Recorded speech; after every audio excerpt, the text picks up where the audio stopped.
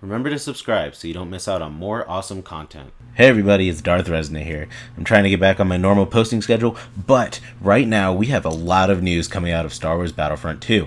Over the past few days, or even over the past week, there have been tons of updates, and most of them have been positive, and everyone who knows and has listened to my videos knows how much I critiqued the original Battlefront. Although I still played it and enjoyed it, it did have a lot of flaws, especially compared to its predecessors. And the news coming out so far has been nothing but positive, and me as a heavy critic of something that I want to see, surpass the originals, I am definitely hyped and I'm definitely on board with this one. So that being said, let's get into the different updates that have been coming out, and I'll break them all down for you one by one. There's not going to be any really specific order to this, kind of just I'm going down a list of stuff that I compiled. So first off, there will be split screen co-op. I'm pretty excited about this, and I want to say first off, yes, the original Battlefront did have split screen co-op, but they're saying this will be more in depth, and they haven't revealed specifics as to what it is, but obviously it's only for PS4 and Xbox One.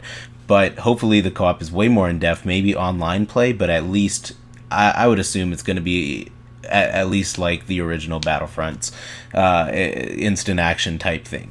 The next thing that's on there is definitely the combat mechanics are apparently going to be much, much deeper when it comes to the gunplay, that apparently will be accessible for people, but also have a lot deeper mechanics and more difficult to master. And with that, that's a perfect segue into the class system. The class system will be like the original Battlefront 2, but with kind of a mixture of what we had with EA's first Battlefront. And so basically you'll have a class, but you can progress with that class and make different tweaks to that class, kind of making it your own class over time, making it unique compared to other classes. Also, I mean, I guess what you would compare it to is Battlefield. So, it literally sounds like that same exact system that Battlefield has.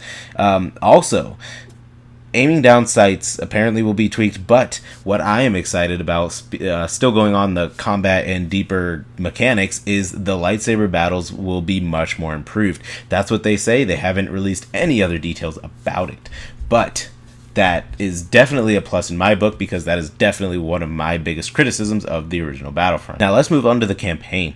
First things first, the campaign is canon. That's big news. I didn't really have any doubt that it would be canon, especially with the Inferno Squad book coming out and everything like that. But it is officially canon.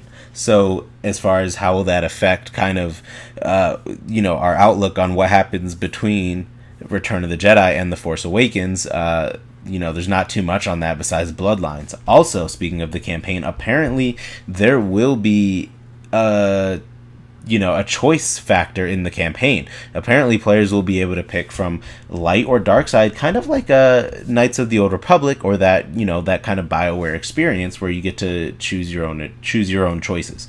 So that's definitely unique if that is indeed happening. Also, another piece of big news is that there won't be a season pass. Any of you who know EA knows this is actually a really kind of big deal. They always have a season pass for pretty much every game they have. There definitely, of course, will be DLC. There's no way there wouldn't be.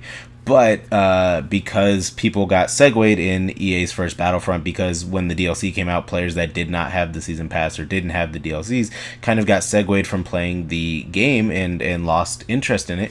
They're going to have a way to integrate people with DLC and non-DLC. So that's definitely I'm interested in seeing how they do that. For the next one, I got 2 words for you. Dedicated motherfucking servers. Holy shit. It was something fans were asking for from the first Battlefront, and most people expect it, especially people that have played Battlefield before. Everyone knows Battlefield has dedicated servers, so why not Battlefront?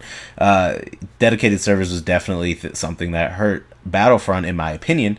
So this game will have dedicated servers. And answering another kind of thing that people have been asking about is the eras. How will that work? How will they be integrated? Will there be droids able to go on, say, Hoth or The Force Awakens, or are they going to be restricted to the era that they belong in? And the answer to that is, of course, what I thought. I don't know why it was such a big thing, but each era will be restricted to their own. Snowtroopers will be on Hoth.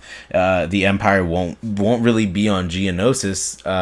I mean, they could. Bad example, since Rebels went there. But anyway, yeah, each era will be restricted to the planets that they were on. So there's not going to be any mixing and matching and customizing, things that never happened in Star Wars. On the other flip side of that, though, like always, of course, the heroes will be able to mix eras. You can do Yoda versus Kylo Ren, etc. So, I mean, that's kind of expected, but apparently that was a big question that everybody had. Also, on that note, space battles will encompass all eras. It's not just going to be restricted to X-Wings and TIE Fighters, and no, not just the Galactic Civil War. The space battles will encompass all eras. So, that's definitely cool. Then, as expected with any sequel, there's always going to be more stuff and it should be better. But just to update it, the vehicles, there will be more vehicles. There will be apparently, seamless transitions in between vehicles, kind of like Battlefield 1 has, is what I'm getting from that. So, which also, kind of means the whole token system is gone. You can already assume that just from that statement right there. And that's already a big plus in my book, because that was one of my biggest complaints about the vehicles. We needed transports. We needed all these other vehicles that they had. So it seems like that's coming to fruition. So team vehicles most likely will be back. And transport vehicles also probably, transport air vehicles. I definitely say when it comes to a vehicle experience, probably expect in between, or if not, similar to Battlefront 2. In the campaign, you control the main character, who's an Imperial part of Inferno Squad. But what they said is that you can control Luke, but they didn't go over really what else the campaign was as far as who you could control, or if that was just the limit of it. But you can control other people like Anakin, or apparently there will be other players that you can control besides the main protagonist and Luke. So that's pretty cool. The online battles will feature 40 players at a time. Definitely cool. Definitely. The four classes we know of right now. The four classes we know of right now are Officer, Assault, Heavy, and Specialist. And just from kind of comparing it to Battlefield, once again, we can assume one of these, most likely the Assault, will be the Medic, or the Officer. I guess the Officer could be too, but I would like to think that'd be kind of more of a support role. The Specialist will most likely be the Sniper role. The Heavy will obviously be the Vehicle Destruction role. And like I said, Officer will probably be support. And Assault will probably be the Medic class. Just comparing it to Battlefield, they kind of obviously are going to have similar things. And last but not least, let's wrap this up with the final, little tidbit. It's not really a big one, but the release date for Battlefront 2 is going to be November 17th.